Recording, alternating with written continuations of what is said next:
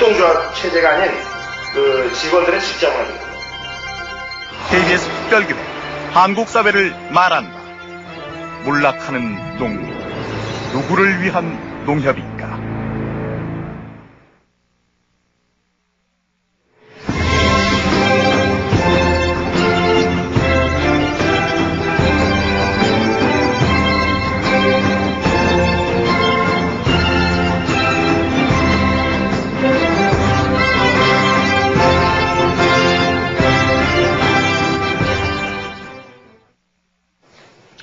대통령 취임 1주년이 되셔가지고, 이렇게 제가 이렇게 뵙고 말씀드릴 수 있는 기회가 생겨서 저는 정말 기쁩니다. 그리고 이런 기회를 통해서 국민들이, 우리나라가 역사가 정말 바르게 가고 있는지 안 가고 있는지 궁금해 하는데, 그런 궁금증이 좀 많이 풀렸으면 좋겠습니다. 예, 감사합니다. 요즘 식사는 잘 하십니까? 예, 그 점에 대해서는 자신이 있습니다. 건강하시고요. 잘 먹고, 잘 자고, 열심히 일하고, 그렇게 잘합니다. 그러면 혹시 이렇게 식사를 못 하실 걱정거리라든가 좀 밥맛이 없어지는 그런 일들은 없습니까? 표현은 밥맛 없다. 정말 밥맛이 떨어진다. 이런 말을 쓰지만, 실제로는 걱정은 걱정이고 밥은 밥이고 관계가 없습니다. 걱정은 걱정이고 밥은 밥이다. 저도 하여튼 저는 걱정스러운 밥이 잘 안 먹히는데 저보다 좀 도가 더 트신 것 같으네요. 하여튼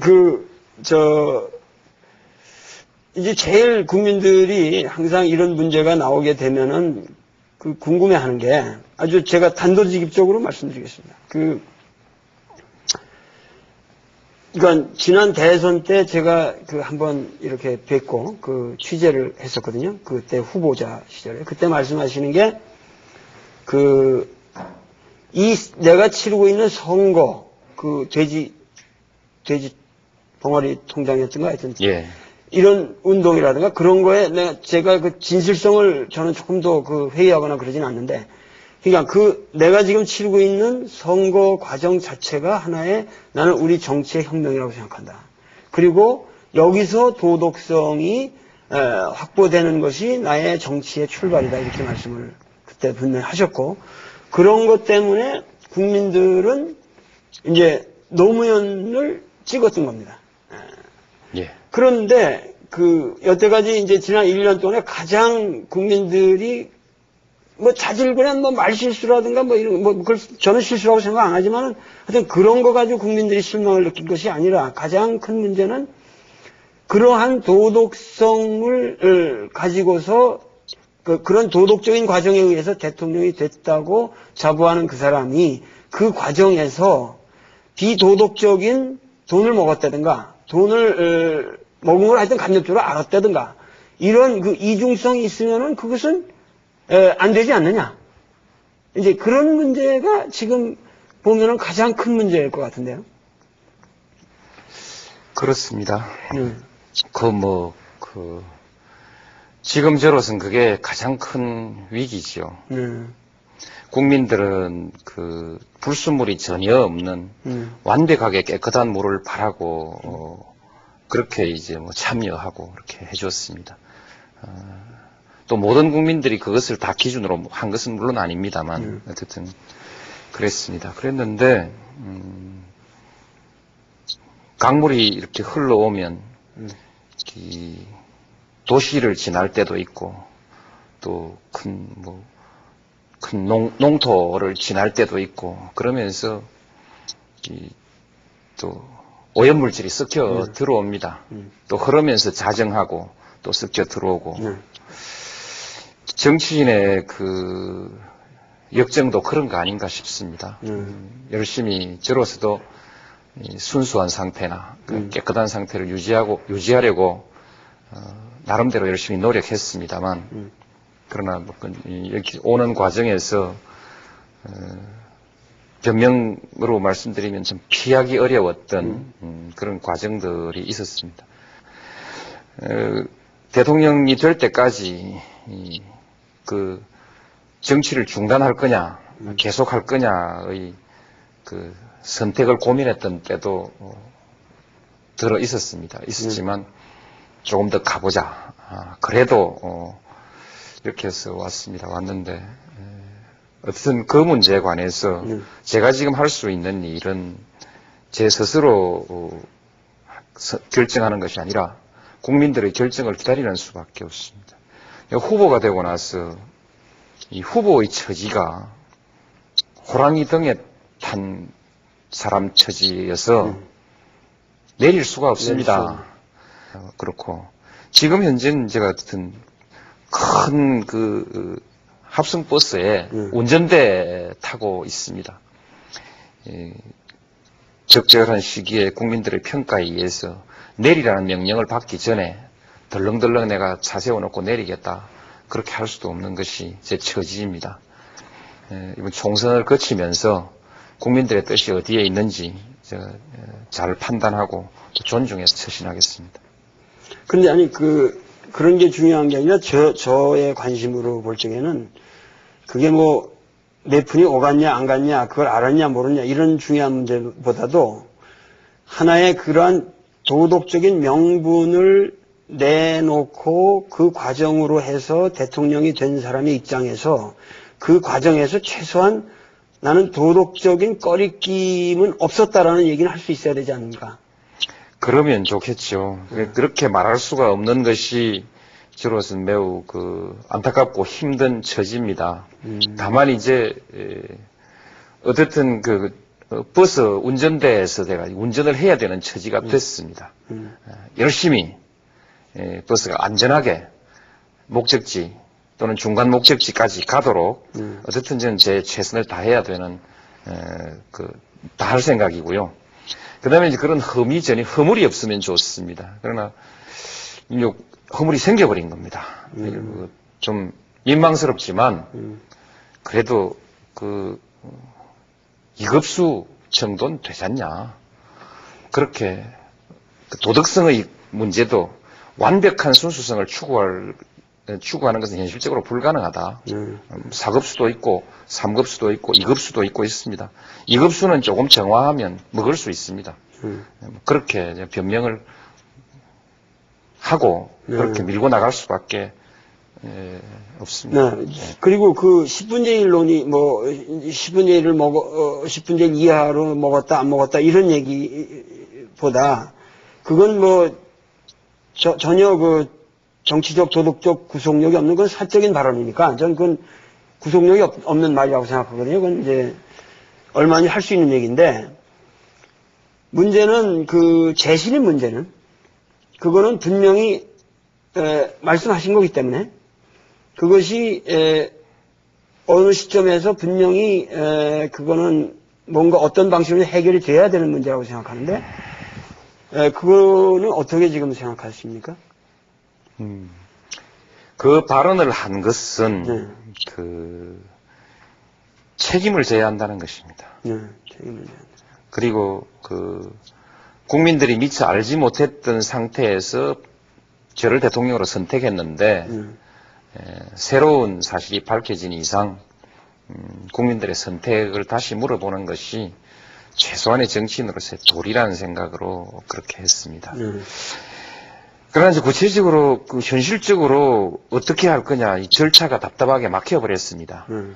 그런데 저는 이번 총선 과정을 거치면서 대체로 그 문제에 대해서 평가하고 소위 재신임을 정의하고 소위 평가를 하고 할 수 있는 그런 근거가 마련될 것으로 그렇게 생각합니다. 그것은 결국 제가 다시 한번 선택할 수밖에 없습니다. 정치권의 합의를 만드는 것은 가능하지 않은 것 같고 국민적 합의라는 것은 매우 추상적이고 공허합니다. 그래서 제가 선택을 할 수밖에 없는데 제 선택은 두 가지 조건이 있습니다. 하나는 국민들이 납득할 수 있는 선택이어야 하고 이렇게 재신임합시다 했을 때 그것은 국민들이 납득할 수 있는 것이어야 하고 두 번째로는 지도자로서 구차하지 않아야 된다.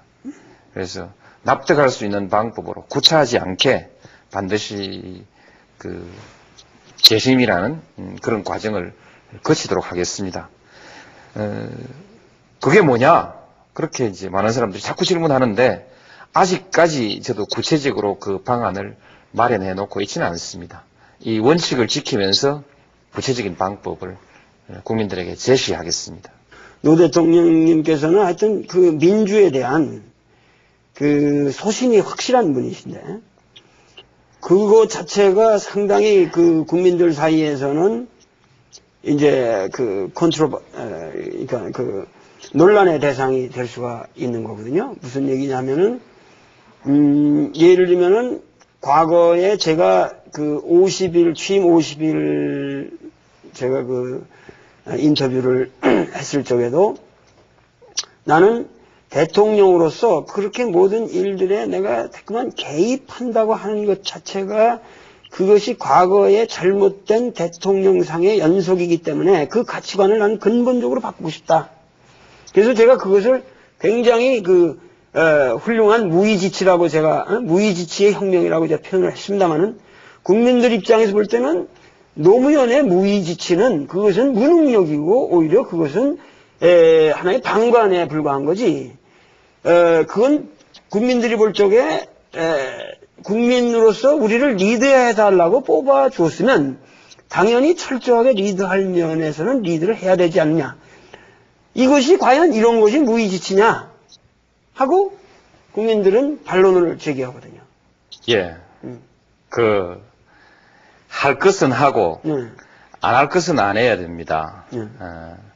그 다음에 안 할 것 중에서 또 그 두 가지가 좀 나누어집니다. 갈라서 봐야 합니다. 예를 들면 지난번 우리 대담할 때 내가 개입하지 않는다라는 것을 두 가지로 말씀드렸는데, 하나는 그 정당 운영에 대해서 과거처럼 총재로서 개입하지 않겠다. 말하자면 민주적 원칙이죠. 그 보수 정치. 예. 예. 그 다음에 검찰권의 운영이라든지 이런 그 운영에 관해서 독립성을 주겠다. 이런 그 민주적 원칙에 관한 것입니다. 하나는 기술적인 문제에 관한 것이죠. 기술적인 문제는 예를 들면 지금 이제 동계올림픽을 다음 동계올림픽 유치 운동을 또 할 텐데 우리가 유치 장소를 무주로 할 거냐, 전라북도 무주로 할 거냐, 강원도 평창으로 할 거냐, 이걸 자꾸 대통령들을 정해달라고 하는 겁니다. 근데 그것은 유치하는데 가장 유리해야 하고, 그 다음 유치하는데 기술적으로 가능하고 유리해야 하고, 또한 유치했을 표를 가장 많이 받을 수 있는 곳이어야 하지 않겠습니까? 그렇죠. 그 다음 대회 운영이 원활해야 하고, 대단히 기술적인 문제이기 때문에 이것을 대통령이 정해버리면 일이 거꾸로 될 수가 있거든요. 그렇죠. 그런 것은 대통령이 개입하지 말아야 한다. 제가 울산 정차역을 만들어 달라고 했을 때 고속전철, 내가 해드리겠습니다 라고 그렇게 표현하기보다는 반드시 됩니다 라고 표현했습니다. 왜냐하면 그것도 사업인데 국민에게 편익을 제공하기 위해서 철도를 만들고 또 철도는 철도청 그것을 통해서 수지를 맞춰야 합니다. 국민에게 편익을 제공하기 위해서도 100만 도시에 서야 하고 그 다음에 사업성이 있도록 하기 위해서도 100만 도시에 서야 하는 것이거든요. 사리를 보니 될 것 같습니다. 이건 말해줄 수 있습니다. 그러나 스키장에 동계올림픽장에 관한 문제는 제가 사리를 가지고 그렇게 답을 할 수가 없습니다. 그래서 제가 정당 개입은 하지 않는다, 내가 결정할 수 있지만 이건 내가 결정할 문제가 아니죠. 그래서 이제 빠진 것이지, 이건 일반적인 무위하고는 좀 다릅니다. 예를 들면은 많은 사람들이 검찰까지 놔가면서 어떻게 통치를 할 거냐 하고 했는데, 결과적으로 보면은 사실은 저는 국민들도 그걸 이해를 해야 된다고 생각하지만은 검찰을 독립시킴으로써 결과적으로 그건 굉장히 잘된 일이거든요. 그러니까 그런 거는 어떻게 되든지 간에 노 대통령의 입장을 저도 지원할 수가 있습니다. 그러나 외교라든가 국방이라든가 교육이라든가 이런 문제들은 뭔가 이렇게 방관하거나 방치하고 뭐 방관 방치를 안 하더라도 민주적인 과정으로만 이루어지는 문제들은 아니거든요. 그러니까 그런 문제에 대해서 확고하게 풀 것과 풀지 않을 것을 구분하는 그러한 리더십. 그러니까 이것이 말씀하시는 바 여태까지 강력한 리더십이라는 것이 민주주의의 함정이다. 나는 과거에 여태까지 국민들이 갈망했던 그런 강력한 리더십으로서의 대통령이라고 하는 것을 거부하는 것으로부터 나는 새로운 대통령상을 만들어 가겠다고 하는 노 대통령님의 그 민주 철학은 저는 충분히 이해가 갑니다. 그러나 뭔가 그럼에도 불구하고 강력한 리더십을 발휘할 곳에서는 확실하게 발휘를 해줘야 되지 않냐. 이것이 국민들의 갈망이거든요. 예. 용어를 조금 달리 한번 생각해 보십시다. 저는 강력한 리더십을 강력하게 바라고 갖기를 바라고 또 가지려고 합니다. 강력한 리더십은 추구하되 위압적인 리더십은 피하겠다는 것입니다. 그리고 편법적인 리더십을 갖지는 않겠다는 것이죠. 제가 버리려고 한 것은 강력한 리더십이 아니라 위압적인 리더십입니다. 저는 앞으로 강력한 리더십을 가질 것입니다. 지금 강력한 리더십은 몇 가지의 편법적 권력의 행사나 그렇죠. 또는 위압적인 그런 그 권력의 행사를 통해서 이루어지는 것이 아니고 국민적 동의 위에서만 가능한 것입니다. 그래서 저는 그 점에 있어서 국민의 동의, 합의를 토대로 해서 강력한 리더십을 행사하려고 합니다. 그리고 대통령으로서 중요한 그 결단을 해야 될 시기에 반드시 결단하겠습니다.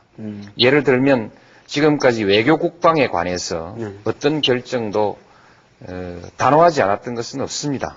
망설임 없이 충분히 심사숙고하되 어떤 저항이나 반대가 있더라도 내 지지 기반을 잃더라도 이것은 국가의 장래를 위해서 필요하다고 하면 단호하게 결정해 왔습니다.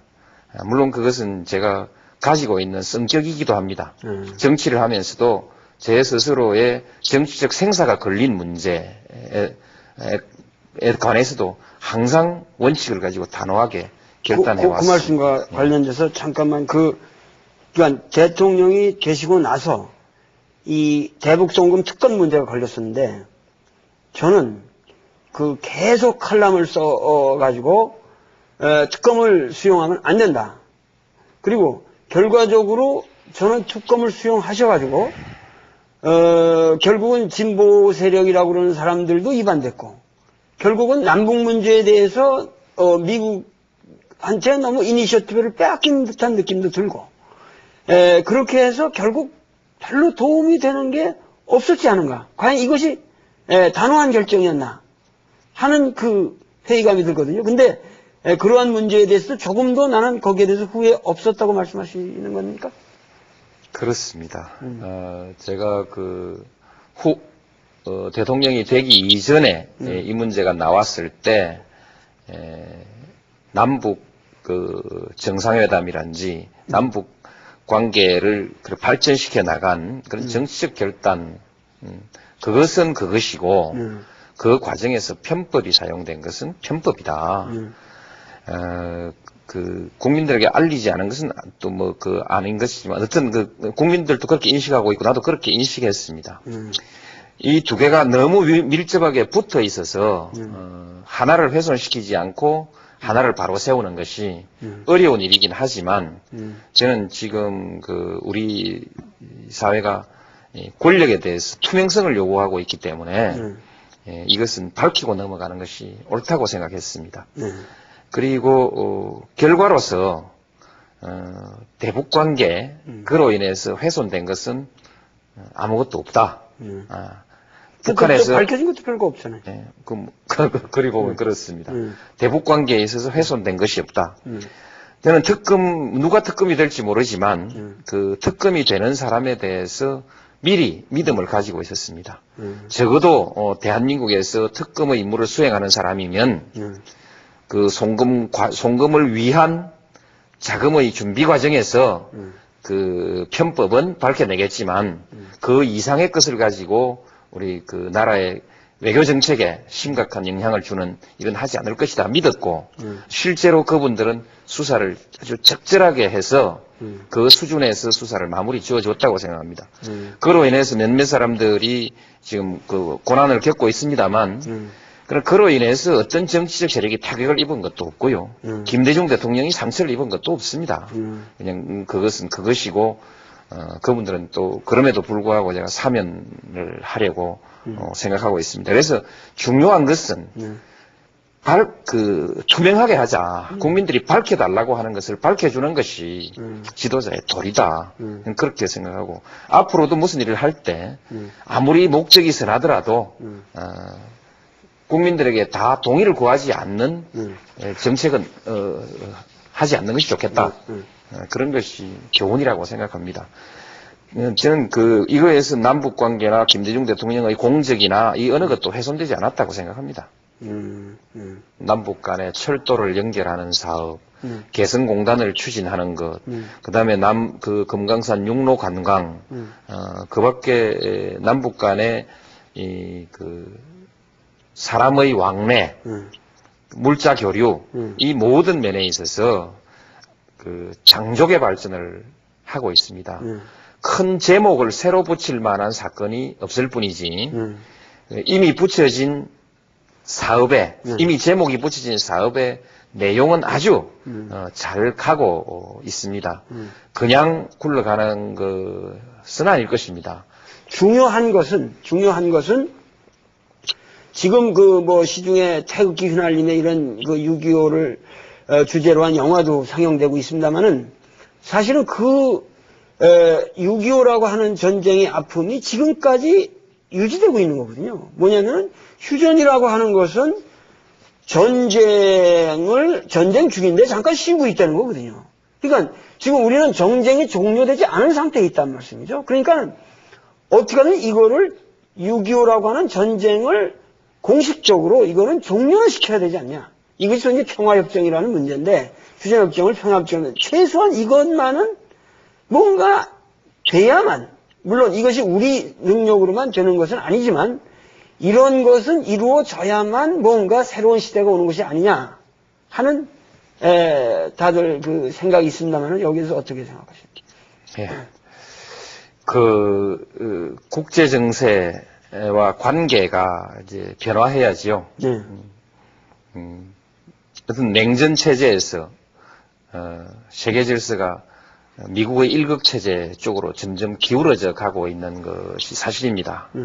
사실인데, 그러나 한편에 있어서는 동북아시아에 있어서의 대결과 긴장은 충분히 풀어낼 수 있는 가능성이 보입니다. 이 전체 속에서 결국 이 문제를 풀어가는 것인데, 모든 것이 한 달에 한 건씩 또는 1년에 한 건씩 한 발자국씩 가는 것은 아닙니다. 충분히 바닥에 여건이 조성되고 무르익어 가다가 어느 때 변화가 나타날 때에는 순간에 나타나는 것이거든요. 그렇죠. 그래서 남북 관계의 변화도 지금 여러 가지 여건이 조성돼 가고 있습니다. 그래서 어느 순간에 과거에 베를린의 장벽이 무너지듯이 어느 순간에 소위 주한미군에 관한 문제가 우리의 부담이 되지 않는 관계, 주한미군의 남북의 이 대치 상태가 평화체제로 전환하는 문제, 따라서 주한미군의 의미가 지금과는 아주 달라지는 그런 변화, 이런 것들이 아주 빠른 시일에 또 한 단계 정리가 되고, 그러면서 또 몇 년씩 또 제자리 걸음하고 이렇게 변화해 간다고 생각합니다. 어쨌든 전체적으로 저는 낙관하고 있습니다. 낙관하고 있고, 적어도 제 임기 동안에 상당한 부분 진전이 있을 것으로 그렇게 기대하고 있습니다. 근데 최근에 그 이현재 그 경제부총리를 아주 힘쓰게 뭐 이렇게 모셔다가 입각시키셨다고 그런 인상을 받았는데, 그분을 이렇게 모셔와야만 되는, 꼭 그 사람을 모셔와야 되는 어떤 필연성이 있었는지, 그리고 그것이 우리 경제 활성화 방안에 어떠한 노 대통령의 그러한 어떠한 경제적 비전과 합치되기 때문에 그래서 그런 건지, 이 과거 그야말로 우리가 지금 당면한 문제는 박정희 시대의 어떠한 경제 개발 모델은 넘어서는 어떤 새로운 모델이 나와야 되지 않냐 하는 것은 대체적인 공감이 있는 것 같은데, 이런 문제에 대해서 한번 좀 말씀해 주시죠. 우리가 그 경제의 철학을 추구해 나가는 것이 우리 보통 그 진보적인 사람들의 관심입니다. 그 점은 저도 잊어버리지 않습니다. 그러나 어떤 철학도 위기를 관리하지 못하면 실현될 수가 없습니다. 경제에 있어서는 반드시 위기를 관리해줘야 하고, 그 다음에 그 일상적으로 나타나는 경기 관리를 잘 해줘야 됩니다. 경기 관리를 잘 못하면 그것이 위기로 발전될 수 있기 때문에 그렇습니다. 지금은 경제가 위기는 아닙니다만 몇 가지 그 어려움을 극복해서 위기로 발전하는 것을 막아야 되는 준 위기 관리적인 그 상황이 있습니다. 그래서 이것을 잘하는 것이 첫째이고, 그 다음에 이제 그 전체의 경제에 있어서 분배를 결정하는 그 몫이 있습니다만, 전체적으로 봐서 오늘날 전 세계가 공통으로 분배를 결정하는 정책의 몫은 오히려 적은 몫이고 작은 부분이고, 위기를 관리한다든지 장기적으로 경제의 성장 잠재력을 확충한다든지, 그것이 될 수 있는 시장의 시스템을 정비해서 시장을 아주 공정하고 자유로운 경쟁이 되는 건강한 시장으로 만든다든지 하는 이런 것이 훨씬 더 중요한 것입니다. 중요한 것이고, 그런 것이기 때문에 지금은 그 이현재 장관처럼 위기를 한번 겪어보기도 하고, 경제를 관리해본 경험이 있는 사람이 이 위기를 관리해 주는 것이 적절하고, 또 다른 사람이 할 수 있다 할지라도, 더 잘할 사람이 있다 할지라도 국민들이 믿어줘야 합니다. 국민들이 안심하는 것은 중요한데, 제가 헛소리 한마디 하지요. 관리하라고 하면 저도 관리할 실력이 있습니다. 그러나 제가 경기를 관리하고 위기를 관리하겠다고 하면 국민들이 아마 굉장히 불안해 할 겁니다. 실력도 불안해하고 정치적 목적에 의해서 무슨 짓을 할지 하는 불안도 있을 것이고, 그렇기 때문에 그 점에 관해서 신뢰를 가진 관리자, 이제 그런 측면에서 이현재 부총리가 아주 실제로나 또는 신뢰의 면에서나 적절하다는 여러 사람들의 의견이 있어서 그렇게 받아들인 것이고 잘 될 것으로 봅니다. 근데 과거에는 국가가 이제 박정희 모델이라는 건 결국 국가가 기업을 리드했단 말이에요. 그래서 이제 국가가 알아서 뭐 기간 산업도 해주고 인프라도 깔아주고 뭐 이렇게 해왔고, 그런데 지금은 이제 그것이 뭔가 기업 자체가 이미 국제적인 경쟁력을 갖춘 기업들이기 때문에 그야말로 이렇게 어마어마한 돈을 정치에다가 헌납하고 그러니까 국내 이런 정치 상황이 아니라면 뭔가 자기들이 알아서 이제는 뭔가 우리 국가의 운명을 개척해 나가는 하나의 선두에 서서 뭔가 자기들이 스스로 뭐를 하나 해 나가야 할 거라고 생각하는데, 그러니까 우리 국민들의 지금 바람이라고 하는 것은 지금 진행되고 있는 정치 개혁이 얼마 빨리 이게 단축되면 단축될수록 좋고, 단축을 원하는 것은 그것이 어떻게 하면 합리적인 기업 운영과 매치가 돼서 국부를 증대할 수 있는 나라가 되느냐, 이게 지금 국민들의 지금 관심이 아니겠습니까? 근데 우리 노 대통령님은 너무 정치에만 관심이 있어가지고 좀 경제는 좀 약한 사람 아니냐, 뭐 이렇게 좀 보는 시각도 있지 않을까. 어제 KBS에서 아주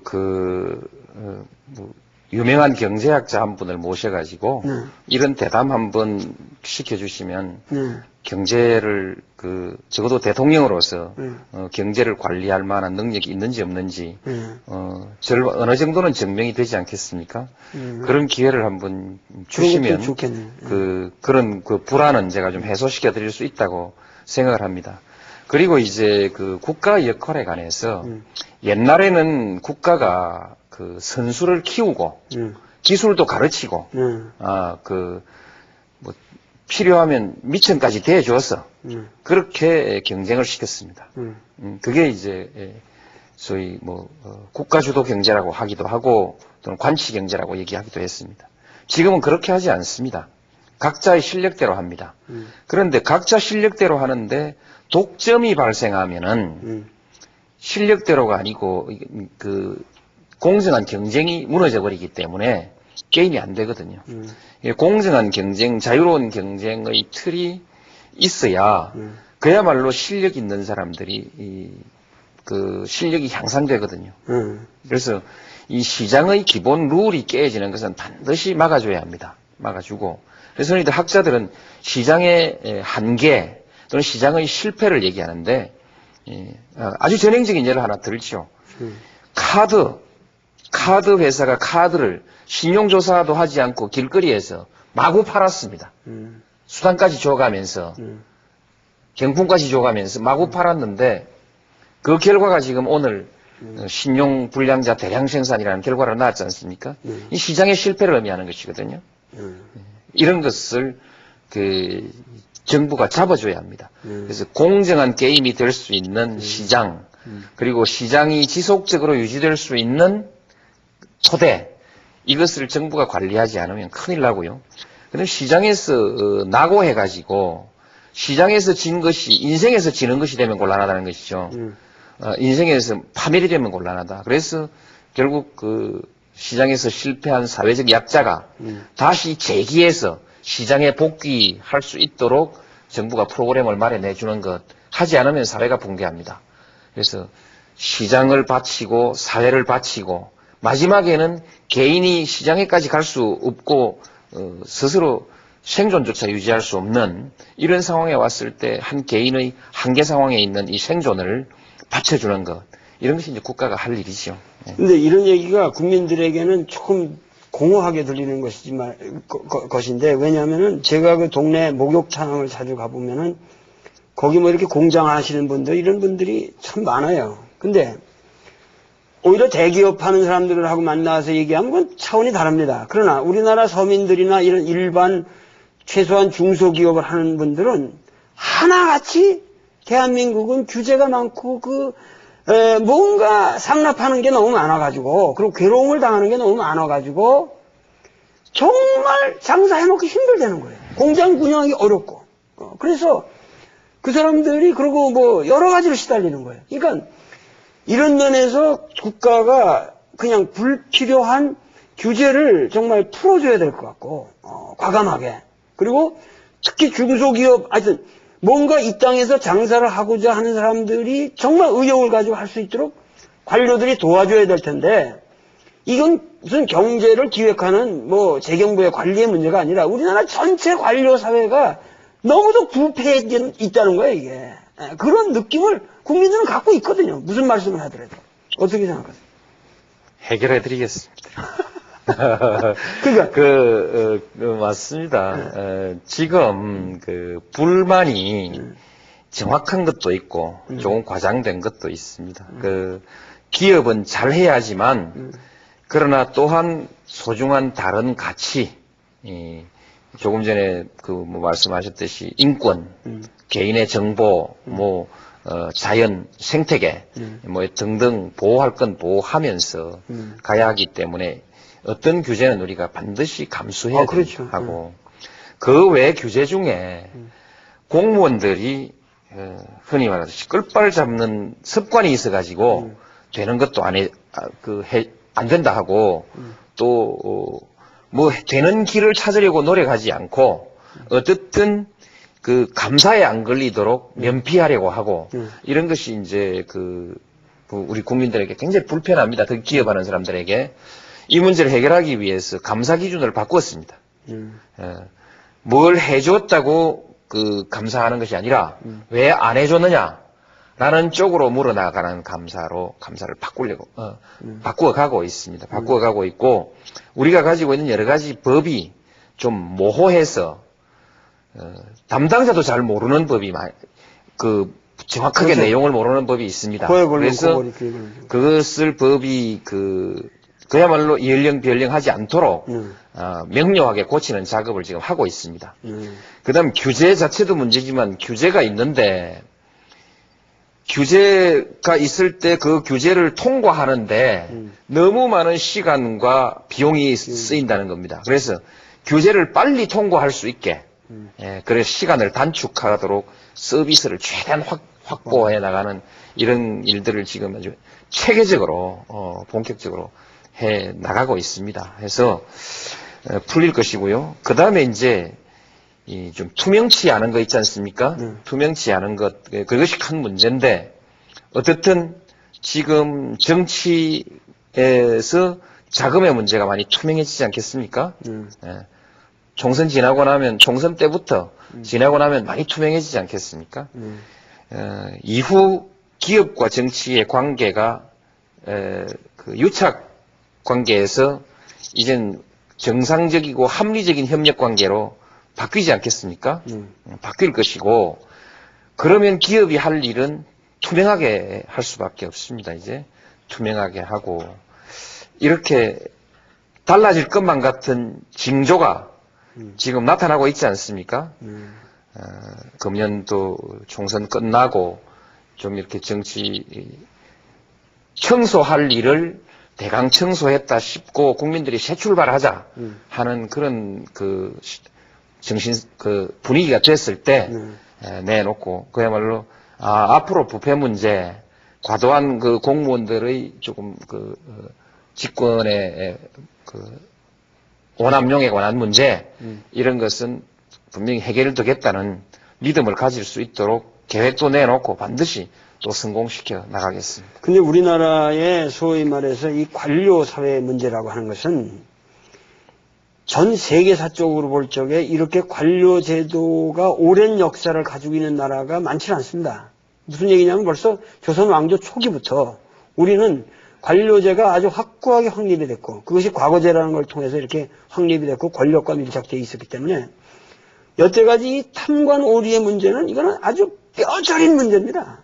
그래서 이것이 사실은 우리나라 정치의 거의 실제적인 지금 정치개혁이라고 하는 문제와 를 빼놓고 얘기하면 거의 전부라고 말해도 정도로 이게 심각한 문제인데 물론 여러 가지로 이 변화는 일어나고 있죠. 과거에 비하면 상당히 관청에 가도 기분이 좋은 그런 분위기가 있는데 문제는 이게 뭐냐면은 어떠한 국가의 중요한 문제들을 놓고 관리들이 정말 전념해서 거기에 자기들이 헌신할 수 있는 그 환경과 체제가 돼 있어야 되는데 이것이 안 돼 있고 뭔가 이렇게 항상 뒷짐지고 있고 그렇기 때문에 지금 추진하시는 대로 무슨 주니어 보드를 만든다든가 태스크포스를 만드는 방식만 가지고 과연 관료 사회의 변화가 올 거냐 이런 우려들이 있거든요. 변화가 일어나고 있습니다. 변화가 혁명적 수준으로 일어나고 있습니다. 그런데 혁명보다 개벽을 좋아하시기 때문에 지금 천지 개벽이 일어나고 있습니다. 관료 사회에 큰 변화가 일어나고 있습니다. 지금 검찰의 변화를 보시면 이게 이렇게 변할 수도 있구나. 그렇죠. 생각할 수 있듯이 관료 사회 전반에 관해 공무원 사회 전반에 그에 준하는 변화가 일어나고 있습니다. 그리고 우리 한국 사람들은 해낼 수 있습니다. 오랜 그런 인습을 가지고 오랜 과거의 전통과 인습이 발목을 잡고 있는 것은 사실이지만 한국 사람이 변화를 이루어내는 속도는 그렇죠. 또한 세계적이지 않습니까? 옛날에는 전당대회 하자면 다 동원비를 주었습니다. 주어서 모였는데 지금은 이제 동원비 없이 전당대회가 이루어지고 있습니다. 이 한 가지만 보더라도 이미 혁명이 일어나고 있는 것이거든요. 그렇기 때문에 지금 목화 천지개벽은 진행 중입니다. 이런 문제랑 관련해서 그 우리 사회의 그 가장 큰 문제가 이게 교육 문제인데 그 많은 학부형들이 자식들을 우리나라 학교에 못 보내고 외국으로 보내고 있고 그것이 뭐냐면 이 공교육의 이런 피폐화라든가 그리고 여러 가지로 지금 이제 평준화 문제 이런 것들이 걸리는데 이게 저는 그 교육개혁이라는 걸 아무리 고민해봐도 이렇게 해도 걸리고 저렇게 해도 꼭 걸리는 문제들이 있어요. 그런데 이런 문제에 관련해서 어떠한 입장을 가지고 계신지. 평준화만 가지고 결론부터 말씀드리면 당분간 유지해 가는 것이 좋다. 그러나 부분적으로 예외를 인정함으로써 세계적 수준의 경쟁력을 가지는 사람이 그 높은 수준의 교육과 연구를 할 수 있게 또 열어줄 필요도 있다. 그렇습니다. 일단 그렇게 말씀을 드리고요. 오히려 교육계획에서 가장 제가 중요하다고 생각하는 것은 학교가 자율화돼야 합니다. 여기에 그 학교 선생님, 학부모, 지역사회, 또 고등학교 정도 되면 학생까지 이렇게 해서 중앙정부의 정책을 그저 받아 베끼는 것이 아니라 거기서 자율 속에서 창의적인 다양한 교육의 실험이 이루어져야 합니다. 이것을 지금 가로막고 있는 것이 그동안에 우리 교육의 원로들, 교장 선생님 이상의 교육 관료들, 그리고 사학재단을 가지고 있는 사람들, 이 두 축이죠. 학교 자율화를 막고 있습니다. 왜냐하면 재단은 학교를 통제하고 싶어 하죠. 학부모의 개입을 싫어하고요. 지금 교장 선생님 좀 되신 분들은 역시 학부모들과 교사의 발언권을 좋아하지 않습니다. 이것을 어떻게든 좀 설득해서 학교 자율화, 그 다음에 지방자치 자율화, 지방자치 강화, 교육자치의 강화, 이런 방향이 또 하나의 그 교육계획의 한 축이 되어야 합니다. 근데 그 가장 중요한 거는 교육에 관한 문제에 있어서는 우리나라의 교육을 뜯어먹고 사는 사람들이 너무 많아요. 그 무슨 얘기냐면 교육 관계 공무원도 너무 많고 어디 가면 장학사, 교육과 뭐 무슨 교육청 해가지고 어마어마하게 많아요. 그러니까 이런 거를 한 반쯤 줄여가지고 무슨 경제부서로 돌리든가 뭔가 이 교육개혁을 하려고 그러면 거기에 그 학생 머리부터 발끝까지 몽졸이 이게 이권이래요. 그 뭐 이권이 뭐 몇 조억이 걸려 있다는데. 그러니까 이런 것이 사실 문제거든요. 그러니까는 교육 문제에 관한 한은 사실은 어떠한 뭐 예를 들면은 공교육을 강화시키기 위해서 이제 내신 성적의 비율을 증대시켜야 된다는 방향에서 점진적으로 노력을 해야 된다든가. 그래서 이제 교사들의 권위를 높여주고 그리고 대학 입시를 자율화시켜야 된다. 그러면 사실은 우리가 중고등학교, 국민학교, 중고등학교까지는 국가가 이걸 방임할 수는 없습니다. 그 자율이라고 해서 어느 정도 통제를 해야만 나라꼴이 되거든요. 그러나 대학 같은 건 말이죠. 거의 교육부에서 그건 놔야 된다고. 그러니까 이런 것들이 너무 그 그러니까 교육 뷰로크라시가 너무 비대해가지고. 그것이 과거부터 독재 정권의 뭐 일제시대부터 사범학교 이런 전통으로 해서 쭉 내려오는 거기 때문에 이거를 어떻게 해결하지 않는 한 나는 교육개혁이라는 건 그건 뭐 헛소리다 이런 생각이 들거든요. 저도 대통령을 마치고 나면 우리 김용옥 선생처럼 좀 자유롭게 말할 수 있는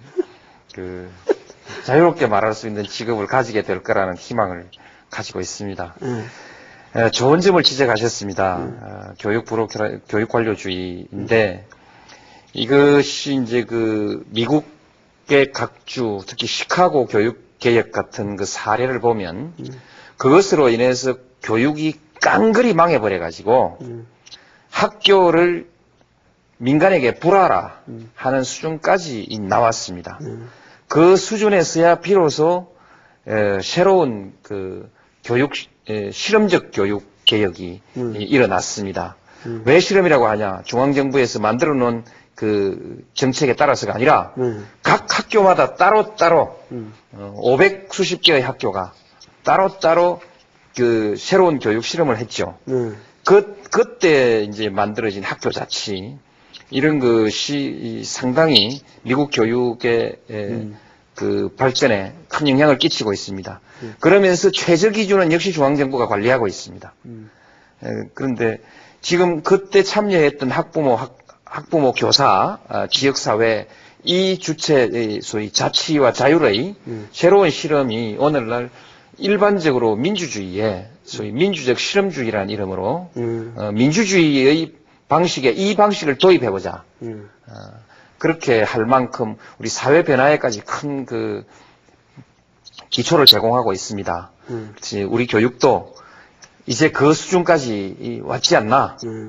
그래서 거기 완전히 위기에 몰렸을 때 그때 이 새로운 창조가 일어나는 것이거든요. 지금 새로운 창조가 지금 이제 막 터져 나오려고 하는 시점에 있습니다. 지금쯤 이제 저 얘기가 점점 재밌어져 가는데 뭘 시간이 너무 흘러가고 있군요. 근데 결국은 노 대통령 그러면은 우리 사회에서 지금 가장 문제가 되는 게 여태까지 그 지지 기반이 그 세대 간의 느낌으로 왔거든요. 그러니까 과거 예를 들면 김대중 대통령이다 그러면 명백하게 그건 지역 기반이었단 말이에요. 그 지지 기반이라는 게. 그러니까 지역 기반이라면 불변이죠. 그러나 세대라고 하는 거는 이거는 상당히 추상적인 가치를 놓고 지지를 하는 거기 때문에 굉장히 이게 그 가변적이라고도 볼 수 있는 건데 늙은 사람들이 한국 젊은이들을 볼 적에는 뭔가 건방지고 뭔가 참을성도 없고 이렇게 과격하기만 하고 버릇없고 이런 걸로 보이지만 또 그 젊은 사람들이 기존 세대들 볼 때는 이 사람들은 전혀 시대 감각이 없는 사람들이고 근본적으로 본받을 대상이 아니라는 거예요. 그런 세대적 갈등이 분명히 있습니다. 그런데 많은 사람들이 노 대통령은 그런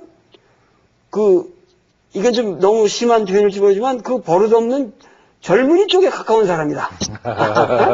이런 이미지들을 갖고 있거든요. 예. 근데 그리고 지난번에도 리멤버 1, 2군가 이런 데도 참석하시고 이런 걸 봐도 뭔가 이분이 너무 우리나라를 이분법적으로 젊은이라든가 네티즌이라든가 진보를 자처하는 사람들과에만 보조를 해서 나라를 가려고 하는 사람이 아니냐. 이런 정도의 틀 가지고 국정을 운영하겠냐 하는 그런 우려가 많거든요. 어떻게 생각하십니까? 나는 우리 김용옥 선생은 모든 방면에 대해서 상황을 다 알고 있을 거라고 생각했는데 지금 그 말씀에 관해서는 조금 아닌 것 같다 이런 생각이 들거든요. 그 세대 간 갈등이 있는 것은 사실입니다. 그러나 그것이 실제로 양쪽으로 쫙 갈라져서 아주 상당히 대결적으로 이렇게 갈등을 일으키는 것은 아니라고 봅니다. 선거로 나타난 결과로 보면요. 투표 결과를 보면 제가 50대 이상에서도 46%, 50대 이상에서도 약 제가 지긴 졌지만 10대 빵이거나 8대 2 이런 것이 아니고 46 정도로 졌거든요. 46 정도로 졌기 때문에 실제로 투표 성향을 보면 젊은 사람들도 이해창 후보 찍은 사람이 많고요. 연세 많은 사람들도 제 찍은 사람 많습니다. 그런데 이제 하는 겉으로 드러나는 모습들이 어쩐지 제가 젊은 사람들하고 잘 맞는 것 같거든요. 사실은 할아버지신데? 그래서 할아버지가 됐는데 제가 곧 60을 내다봅니다. 내다보는데 어쩐지 젊은 사람들하고 잘 통하는 것 같으니까 이제 그렇게 보시기도 하는데 우리 사회가 이것은 조금 서로 좀 이 상황을 다르게 이해해 볼 필요가 있다. 아무래도 연세 많은 분들은 과거의 것에 대해서 별로 의심을 하지 않습니다. 그대로 가고 싶어하고 새로운 제도와 문화에 대해서 두려움을 가지고 있습니다. 지금 내가 이 나이에 새로 사업 벌리게 됐냐, 또 사업을 한다 하더라도 새로운 기술을 도입하고 새로운 뭘 하고 하게 됐냐, 두려움이 있는 거죠. 까딱하다 실패하면 이제 그런 것이 있는 반면에 젊은 사람들은 뭔지 지금까지 있던 것은 다 의심스러운 겁니다. 다 의심스러우니까 전부 다 시비를 겁니다. 이제 시비를 거는 그런 경향이 있죠. 이러다 보니까 이 충돌이 생기죠. 그러나 거기에서 모든 것을 의심하면서 그게 변화의 동력이 생기고 뭔가 새로운 기술도 나오고 문화도 나오고 뭐 별의별 게 다 나오는 거죠. 그렇죠. 뭐 요새 뭐 영화가 막 저 영화가 저렇게 성공하는 것도 그렇죠. 그 젊은 사람들의 도전이거든요.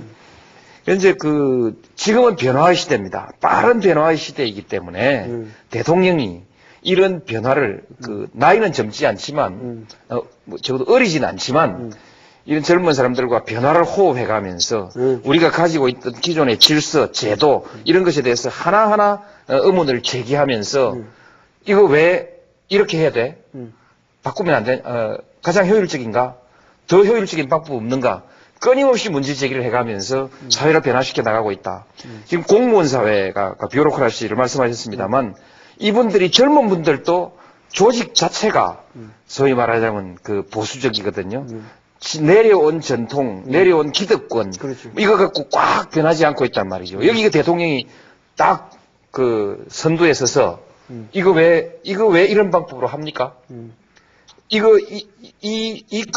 문제 하나만 해결할 것이 아니라 이 문제 바닥에 깔려 있는 시스템의 문제가 근본적으로 잘못되어 있는 거 아닙니까? 그래서 이 문제 하나만 해결하지 말고 시스템 전체를 다시 한번 점검합시다. 이렇게 지금 가고 있거든요. 다행 아닙니까? 그래서 변화해야 사는데 그 변화 중에 어떤 것은 좀 실패하는 변화도 있고 어떤 것은 보니까 아닌 것도 있겠지만 그러나 그런 끊임없는 시도 속에서 큰 틀에 있어 변화가 일어나지 않습니까? 좀 대한민국이 그래도 다행이라고 생각하는데. 다행이죠. 훌륭한 나라죠. 그런데 너무 대통령이 앉아서 뭐 이렇게 집무실에 앉아서 뭐 네티즌들하고만 이렇게 하고 있는 것 같고 뭔가 이게 전체적인 그러니까 그렇게 진보와 보수라는 개념이라든가 그 세대 간의 문제로만 내가 이 사회를 인식하는 사람이 아니다라고 말씀하신다면 너무 급격한 변화를 추구하는 젊은이들이나 이런 사람들도 아주 그 권위 있게 야단도 척하면서 또 나이가 많이 먹은 사람들도 노 대통령의 말씀을 듣고 생각이 변할 수 있는 사람도 많이 있단 말이에요. 그리고 우리 사회는 보이지 않는 그 진리에 대한 그 근본적인 향심이 있는 나라란 말이에요. 그러니까 그런 걸 전체적으로 아울러서 이렇게 좀 뭔가 권위 있게 그들에게 설득을 하는 모습을 안 보이고 너무 젊게만 보이려고 한다라는 이제 그런 인상이 있는 거죠. 그러나 뭐 그거는 지금 말씀하신 대로 우리는 변혁의 시대에 살고 있기 때문에 누가 더 변혁에 같이 긍정적으로 따라오느냐에 따라서 나는 살 수밖에 없다.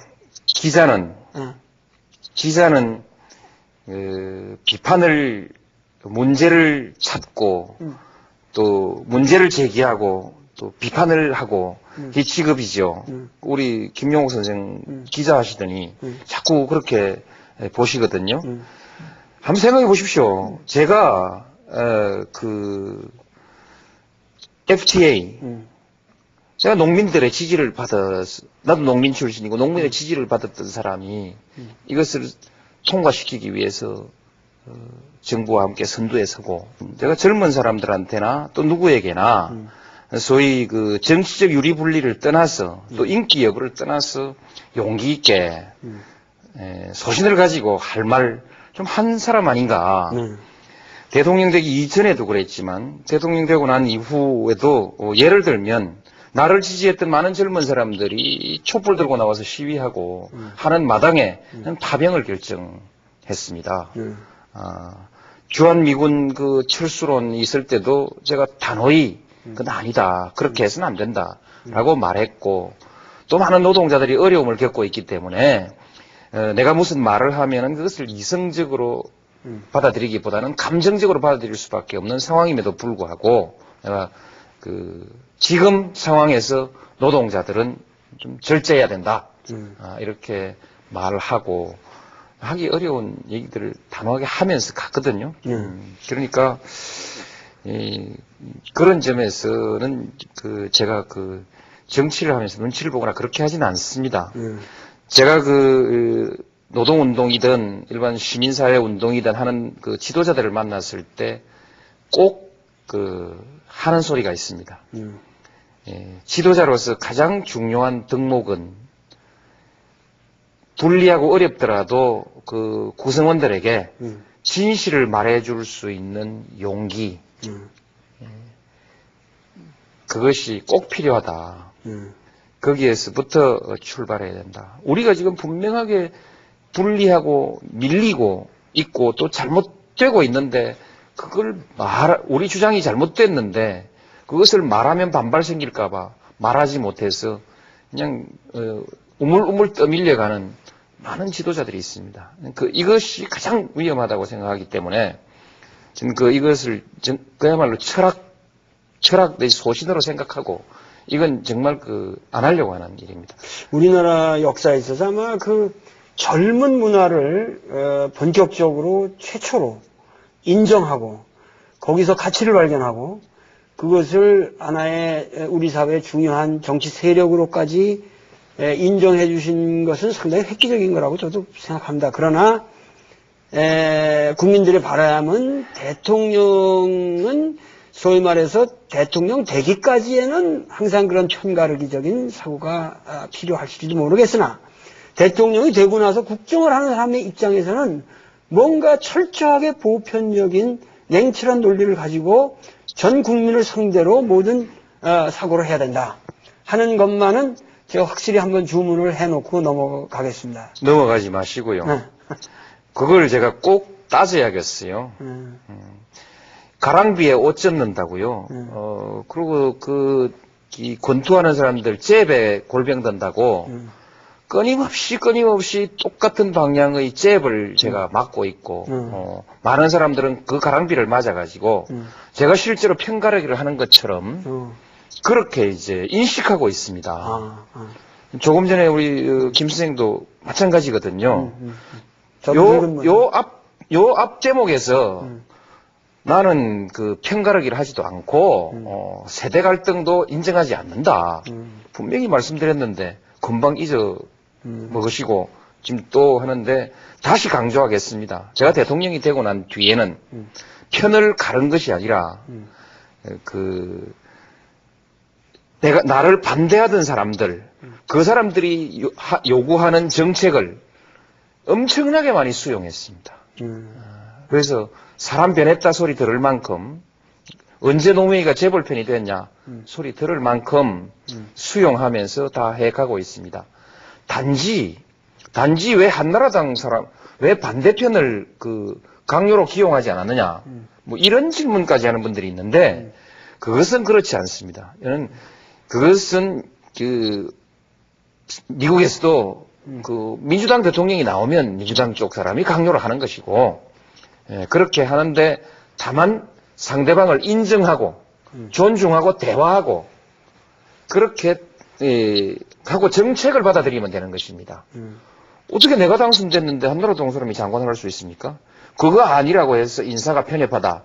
이렇게까지 계속해서 나를 몰아온 거 아닙니까?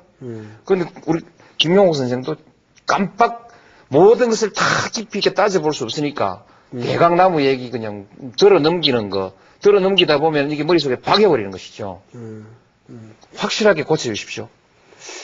근데 그러면은 최근에 저는 제 입장에서 똑같은 질문을 하는 것 같은데 예를 들면 청와대 인사도 뭔가 386 세대가 물러나고 뭐 테크노크라트들로 이렇게 좀 바뀌었다 그러는데 그런 것도 뭔가 기존의 그건 뭐 젊은 세대 이걸 떠나서 뭔가 자기의 어떤 개혁적 소신이라든가 이런 거에 대한 후퇴냐 그렇지 않으면 무슨 정치 지금 선거를 앞둔 어떤 전략이냐 뭐 이런 식으로 얘기를 또 하거든요.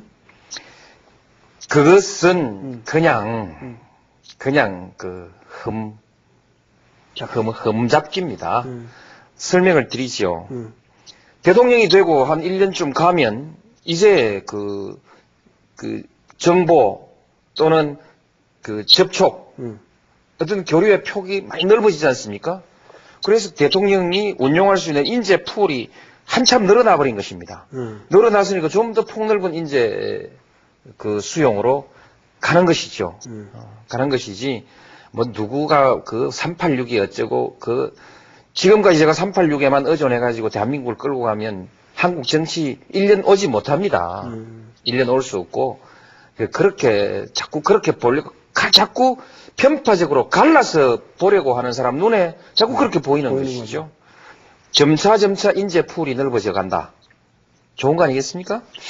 근데 그 과거에 바보 노무현이 소리 들을 적에 그 바보 노무현이라고 하는 그것은 국민들이 결국 우직하게 자기 신념에 따라서 할 일을 하는 그 노무현이를 깊게 산 거거든요. 그리고 지금도 그곳에는 사람들이 변화가 없을 겁니다. 근데 그런 과거 노무현 시절, 바보 노무현 시절에 비해서 지금 생각해 볼 때 그때의 모든 젊음과 초지와 그 모든 생각을 확고하게 가지고 계시다고 생각합니까? 그렇습니다. 상황이 변화하기 때문에 생각을 바꿔야 하는 대목들이 있습니다. 그 다음에 내 자신의 위치가 바뀌었기 때문에 생각과 행동을 바꿔야 하는 것이 있습니다. 초선 의원과 중진 의원, 대통령, 그때는 그 어떤 정책을 대응할 때 입장이 달라져야 되지 않겠습니까? 그렇게 필요한 변화 이외에 근본적으로 우리가 추구하고자 했던 가치, 그것은 말하자면 투명하고 공정하고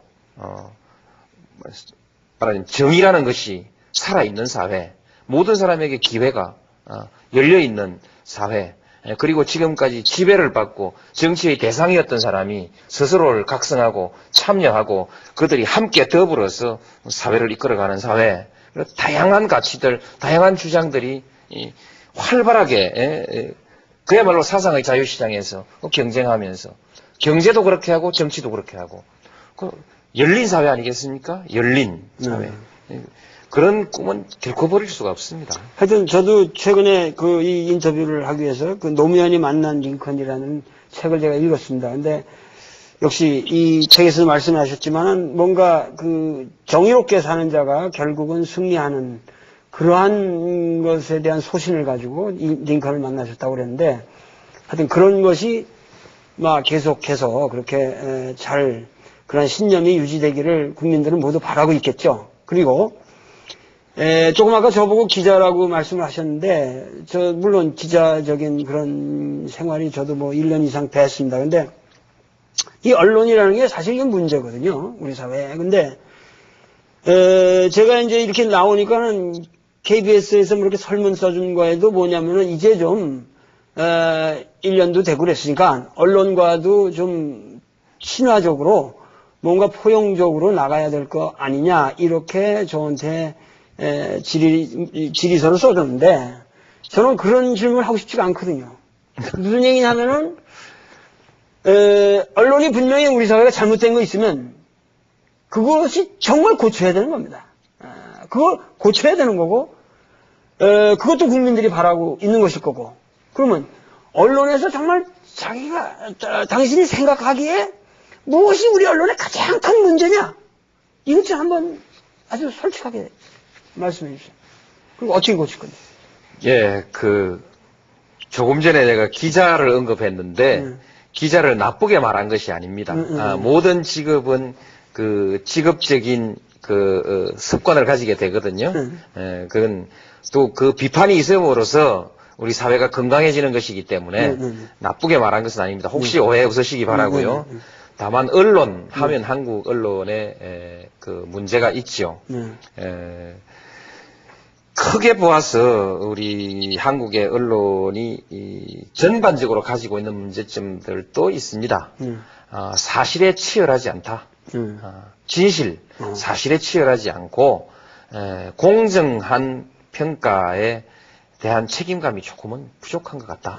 이게 전반적인 것이고 경우에 따라서 우리 사회가 권력이나 끝발을 가지면 조금씩 나쁜 버릇이 생기는데, 일반적으로 막 그런 경향도 좀 있었다. 이것이 일반에 관한 문제라고 한다면, 일부 소수의 특정 언론은 말하자면 특수한 과거의 그 부조리한 상황에서 기득권을 쌓고 또 그 기득권적 질서를 그대로 관철해 나가고자 하는 이런 그 시대 역행적인 경향이 있거든요. 우리가 지금 그 특권과 반칙, 야합 이런 것으로 거래되고 이렇게 해서는 미래가 없지 않습니까? 그러나 거기에 익숙해 있는 일단의 사람들이 있습니다. 다 이미 바꿔가고 있습니다. 바꿔가고 있는데 끝까지 안 바꾸고 버티는 집단들이 있거든요. 정치하는 사람들도 그 중에 하나고, 일부 한두 언론사도 그런 기초 위에 서 있습니다. 이것은 근데 그것이 그냥 자기들끼리 걸으면 좋겠는데 저를 하도 못 살게 하니까 나도 자구적인 방어를 해야 되지 않겠습니까? 이 두 가지가 겹쳐 있는 상황에서 저는 언론 일반을 개혁하라고 했다기보다는 공격을 막아내기 위해서 방어했을 뿐입니다. 그런데 지금 말씀하신 데서 가장 그 핵심적인 게 나는 개인적인 내가 피해를 보기 때문에 그거를 방어한 거라는 얘기가 국민들에게 설득력이 별로 없단 말이죠. 무슨 얘기냐면은 대통령 정도 됐으면 개인적인 관계에서의 언론과의 관계는 오히려 양보를 해도 언론의 근본적인 문제에 대해서 국민이 각성하고 그것을 참여할 수 있는 근원적인 대책을 가지고 어떤 시스템을 바꿔놓는 그런 거를 해야지 그런 어떤 개인적인 감정을 가지고 자꾸만 언론을 대응하는 것 같다. 그러니까 여기에 대해서 보다 예를 들면 언론의 배급 체계를 완벽하게 고친다든가 뭔가 이런 그 근원적으로 언론에도 기업에도 도산이 있는데 왜 언론이라고 그것이 잘못하면 부침이 있어야 되는데 그런 게 없는 그냥 카르텔을 형성해가지고 꽉 뭔가 이렇게 움직이지 않게 돼 있다. 이런 거는 문제가 있다면 뭔가 그런 걸 체제를 바꿔야 된다. 이런 얘기를 하는 거죠. 드디어 우리 이제 김 선생님께서 논쟁적으로 문제 제기를 하거든요. 두 개가 다르지 않습니다. 제 개인의 문제라면 저 안 싸웁니다. 개인이 경험하고 있는 일이고 겪고 있는 일이지만 저 개인의 문제가 아니기 때문에 피해갈 수도 없고 물러설 수도 없게 된 것입니다. 그래서 개인의 문제가 아니고요. 그 다음에 이제 전체적인 제도를 고치는 것이 중요하지요. 그러나 그 제도 개혁이라는 것은 현실적으로 가능한 상황에서 그것이 실현될 수 있는 토대를 가지고 있을 때 그 개혁을 주장하고 실천하는 것이지 그것이 되지 않을 상황에 있을 때는 안 되는 일은 끄집어내면 신용만 떨어지고 그렇게 되기 때문에 제도 개혁에 관한 문제는 제가 지금 그 얘기하는 것이 적절치 않다 생각하고 다만 이 시점에서 사실 하나하나 이 매우 중요한 문제입니다. 궁극적으로는 제도보다 더 중요한 것은 그 시기에 당사자들의 반응입니다. 전 국민이 저처럼 반응한다면 우리 언론 제도 고칠 필요 없습니다. 제도 고치지 않더라도 정확하고 공정해질 수밖에 없는 것입니다. 그렇기 때문에 이렇게 지금 해나가고 있고 요컨대 이런 논리가 무엇보다 중요한 것은 많이 달라졌지 않습니까? 네, 많이 달라졌습니다. 우리 공무원들이 아주 좋아합니다. 이제 당당하게 맞은 건 맞다, 아닌 건 아니다라고 할 수 있게 돼서 이것만은 정말 잘 된 것 같다. 그렇게 생각하고 있고 많은 언론인들도 우리도 바뀌어야지 잘 된 거 아니냐 이렇게 평가하고 있습니다. 그리고 마지막으로 너무 시간이 흘러오기 때문에 그냥 지금 이렇게 좀 말이 가는 것 같으니까 이게 좀 끝나가는데 우리나라의 미래에 가장 시급한 것이 사실은 중국의 변화에 대한 대비입니다. 예를 들면은 이제 YS 시대는 세계화, 하여튼 DJ 시대는 IT, 이런 역점이 있어서 이렇게 해왔는데, 제가 보기에는 노무현 시대는 뭔가 이 중국의 변화에 우리가 확실한 대응을 하지 않으면 우리가 살아남을 수가 없다. 근데 사실은 예를 들면 우리가 중국을 너무 우습게 보는데 포항공대에 있는 가속기 핵심 기술도 이미 중국 사람들이 와서 설치해 준 겁니다. 그리고 그 중국이라는 데는 기초과학 분야에 있어서 우리보다 훨씬 더 선진돼 있는 측면이 있고, 그리고 또 지금 모든 거기 개혁의 변화 스페이스가 아주 빠르게 움직이고 있단 말이죠. 그리고 특히 인재 배양에 있어서 엄청난 효과를 누리고 있고, 그래서 이러한 변화에 대해서 과연 어떻게 우리가 이 중국의 변화에 대처할 것인가 하는 문제도 한번 좀 잠깐 언급해 주시죠. 가장 중요한 것이 그것을 위협으로 생각하고 두려워하는 것이 아니라 기회로 생각하고 능동적으로 대응해 나가는 것입니다. 자신감입니다. 많은 시골 사람들이 서울로 올라왔습니다. 서울에서 지금 살고 있는 사람은 새로 올라오는 시골 사람보다 훨씬 더 똑똑하다고 볼 수 있는데 거기 시골 사람들이 올라와서 당당하게 경쟁하고 당당하게 말하자면 뭐 주류라고 할까 성공들을 거두어 나갑니다. 왜 서울 옵니까? 시장이 크니까 오는 거 아니겠습니까? 우리 한국에서 1시간, 2시간 거리에 있는 이 거대한 중국에 거대한 시장이 새롭게 떠오르고 있습니다. 떠오르고 있는데 한국으로 봐서는 이보다 더 좋은 기회가 어디 있겠습니까? 드디어 한국이 도약할 수 있는 기회를 맞이한 것입니다. 한국이 그만한 역량이 있지 않습니까? 중국 사람들도 아주 유능하고 우수하고 유능한 민족이지만 우리 한국 국민들이 질 이유가 없지 않습니까? 앞서갈 수 있습니다. 앞서갈 수 있고 또 장기적으로 보면은 나란히 가면 되는 겁니다. 그보다 더 큰 것은 적어도 한국의 국력은 앞으로 일본도 한국을 적대하고는 중국을 다루기가 어렵고 중국도 한국을 적대하고는 일본을 다루기가 어려운 그런 정도의 국력을 이미 가지고 있고 앞으로 가지고 갑니다. 아주 그래서 옛날에 우리가 한말에 열강의 침탈을 받았던 그 시대의 불행했던 기억에 자꾸만 가위 눌려서 발목이 잡혀서 두려워하는 이런 자세를 버려야 됩니다. 자신만만. 그래서 동북아 시대는 공동의 평화와 번영의 시대이고 또 집단 안보 내 공동 안보의 시대가 열리고 그런 가운데 한국이 이 경제에 있어서 아주 중심에 최고 1등은 1등이고 그거 아니라 실질적으로 중심적인 위치를 저는 이 주변 사람들이 한국이 있어서 참 우리한테 좋다. 이런 나라가 돼야 될 것 같고, 그리고 깔보지 못하는. 그러려면은 경제하고 국방이 굉장히 중요한 문제죠. 자주국방이라든가. 근데 이런 것들과 관련해서 예를 들면 아까 민주주의에 관한 얘기도 했지만은 민주주의의 원칙이라고 하는 것은 뭔가 상당히 추상적인 거거든요. 국민들의 기본 권리를 보장한다든가. 그러나 국가의 모든 다양한 제도를 운영하는 방식은 반드시 민주라고 하는 말만으로서는 해결되지 않는 분야가 너무 많습니다. 예를 들면 군대 조직이 민주적으로 운영될 수는 없는 거 아닙니까?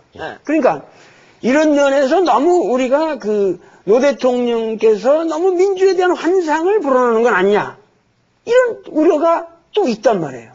이게 뭔가 민주라는 건 너무 추상적인 말이라서 거기에 대해서 보다 구체적인 인식이 필요할 것이다. 그래서 노 대통령님도 그런 면에서 더 좀 깊고 더 깊은 공부를 좀 하셨으면 좋지 않을까 이렇게 생각합니다. 공부를 하겠습니다. 그러나 어떻든 민주주의는 좋은 것입니다. 그렇죠. 거기에서 우리가 자유와 평등 그리고 권리를 함께 누리고 인권이 보장되고 그래서 개인의 인권이 보장되는 점에서 좋고 하나는 가장 효율적입니다. 다양성과 경쟁의 체제이기 때문에 거기에서 창의력이 살아나오고 그것을 또 경쟁을 통해서 검증하고 가장 생산적이고 효율적인 체제이기 때문에 민주주의 하는 것이고 단지 민주주의를 너무 발전시켜서 걱정되거나 이런 것이 아니라 우리가 민주주의를 제대로 발전시켜 나가지 못하는데 걱정이 있는 것입니다. 말하자면 게임의 룰을 게임의 룰, 소위 원칙이라는 게 그거 아니겠습니까? 그 게임의 룰을 아주 공정하고 합리적으로 다듬어 나가고 그 다음에 승복하고 상대를 존중하고 이런 문화들을 하나하나 만들어 나가면 민주주의야말로 아주 질서정연한 그런 제도가 될 수 있다. 그렇게 생각합니다. 하여튼 너무 시간이 흘렀기 때문에 이게 마무리를 줘야 될 것 같습니다. 그래서 저는 하여튼 좀 노 대통령님이 여태까지 대통령과 확실히 다른 스타일의 대통령이거든요. 그래서 이 노무현 스타일에 우리 국민도 조금 적응할 필요는 있겠다. 이런 생각이 들고요. 그래서 결국은 이렇게 해서 뭔가 국민과 이게 이 지도자 사이에 정말 좀 편견 없는 진실한 대화가 이루어졌으면 좋겠다. 제가 그걸 위해서 오늘 이 자리를 만든 거고요. 그래서 지금 우리 사회는 뭔가 온 국민 전체가 보다 도덕적인 사회를 만들려고 노력하고 있습니다. 세상에 이런 나라는 없거든요. 그러니까 그런 의미에서 저는 굉장히 희망을 보고 그래서 도덕적인 사회가 돼야 되겠고 그 다음에 경쟁력 있는 사회가 돼야 되겠고 그리고 셋째로는 제가 몸담고 있는 이 문화적인 측면에서 질 높은 문화가 보장되는 그런 나라가 됐으면 좋겠다. 이걸 위해서 앞으로도 조금 더 개념치 마시고 조금 더 소신대로 여러 가지를 같이 이렇게 고려해 가시면서 끝까지 밀고 가시는 대통령이 됐으면 좋겠고 하여튼 지금 계신 자리에서 정말 어떠한 결과가 오더라도 최선을 다해서 이 나라를 이끌어 주시기를 정말 부탁드리겠습니다. 예, 감사합니다. 한마디를 보태도 괜찮겠습니까? 네, 세 가지 중요한 말씀을 해주셨는데 저는 동감하고 또 그렇게 해 나가겠습니다. 다만 저도 희망사항을 하나 말씀드리면 그냥 말씨가 어떻다 또는 뭐 분위기가 어떻다 이런 것으로 평가를 하고 문제를 끌고 가지 말고 그렇죠. 전체적으로 대한민국 정부가 주도해 나가고 있는 그 지향이 옳으냐 그렇죠. 그 다음에 그것을 위해서 쓰고 있는 정책이 타당하냐 그 다음에 대통령의 솜씨는 구체적으로 어디에서 구체적인 그 실책이 있느냐 없느냐 이렇게 좀 해주면 좋겠습니다. 외교에 관해서도 구체적으로 하나하나 실책이 있으면 구체적인 사실을 가지고 얘기를 해줘야지. 지금 지난해 우리 국회에서 정부가 제출한 법안이 104개인가 되는데 2개인가 남겨놓고 다 통과시켜 주었습니다. 이것은 적어도 가는 방향에 있어서는 서로 합의가 됐다는 뜻 아니겠습니까? 그래서 이런 구체적인 정책과 구체적인 행위에 대한 평가 이런 것을 가지고 자세, 역량 이런 것들을 구체적으로 평가하는 그런 평가가 됐습니다. 중요한 말씀입니다. 저도 평생을 씹혀 산 사람인데 아주 공감합니다. 이 동병상련인데 뭔가 도레미 스타일 이런 거에 자꾸 흠을 잡거든요. 사람의 삶의 스타일. 나보고 베토벤 음악 듣는데 그건 베토벤 음악 듣지 말아라 이러면 할 수 없는 거거든요. 그러니까 그런 말의 스타일이라든가 삶의 스타일에 관한 얘기를 이제 그만하고 그 사람의 논리 그리고 가치관 여부를 가지고 우리가 철저하게 평가를 해야 된다. 앞으로 그건 저도 말씀드리고 싶어요. 아주 그런 사회가 됐으면 저도 좋겠습니다. 열심히 하겠습니다. 이 장시간 너무 이거 좀 정말 감사합니다.